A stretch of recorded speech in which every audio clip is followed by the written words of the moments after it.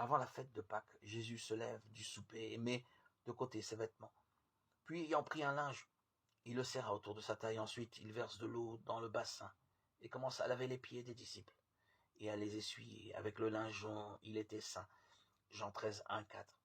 À partir de ce qui est rapporté au début du chapitre 13 de l'évangile de Jean, et jusqu'à ce qu'il soit arrêté au jardin de Gethsémani, le Seigneur Jésus ne parle plus qu'à ses disciples pour les préparer à son départ. Comme ils sont tristes et troublés, il leur donne l'assurance qu'il s'en va pour leur préparer une place et qu'il reviendra les prendre afin qu'ils soient avec lui dans la maison de son Père.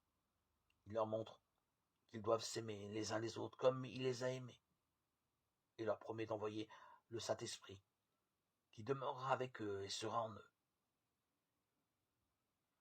Il leur apprend aussi comment porter du fruit et il les prépare à rencontrer peut-être la persécution.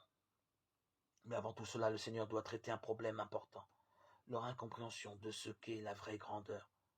Jean et Jacques voulaient être distingués parmi les autres disciples et ceux-ci en furent indignés. Cela prouve qu'ils avaient tous le même problème, l'orgueil, le désir d'avoir la première place. C'est pourquoi, avant le merveilleux entretien dans la chambre haute, le Seigneur désire leur enseigner que la vraie grandeur se trouve dans l'humilité.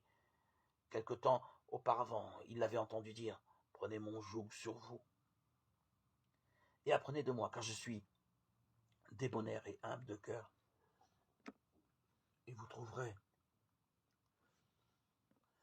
le repos de vos âmes. » Matthieu 11, 29.